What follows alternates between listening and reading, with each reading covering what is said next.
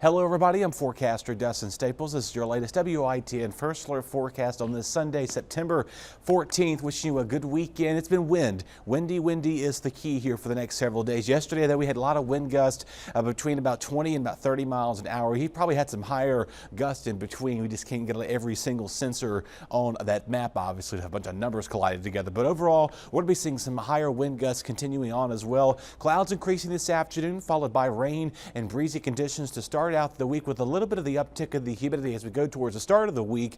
Nothing too extremely high, but something we're going to be noticing for sure. We have this non-tropical low in this coastal system off our shorelines, bringing some showers to the coast for this morning, but most of those will begin to exit as we go towards the afternoon, as we do see some stubborn cloud cover for us. So again, while everybody else is going to be seeing some nice weather across the much of mid-Atlantic and across the southeast, we're going to be stuck in the clouds and rain showers here along the eastern portions of the state. Upper 50s and low 60s began this morning.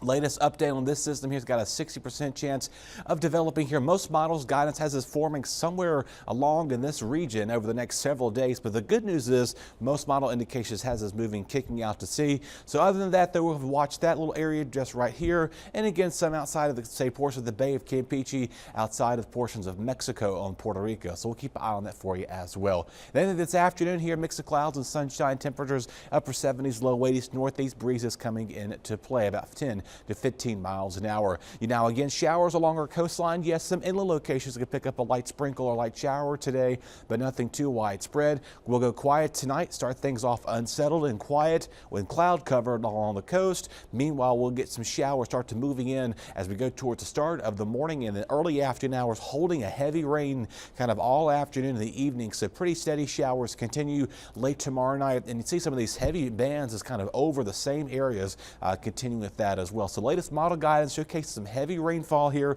moving in here as we go towards by tomorrow night into Tuesday morning, maybe 1 to 2 inches of rain, a little bit high for some of these indications things, but overall the sense is that we're going to be pretty wet for a few days on this. Winds also out of the northeast here, about 15 to 30 miles an hour for the coast, 10 to 20 or less inland locations. But tomorrow, as that system is moving onshore here, it's going to give us some very high gusty winds, probably concern for a lot of rip currents remaining pretty high as the system does move up to the north and northeast here by Tuesday morning. So they're coming out of that northeast flow of 15 to 30 miles an hour.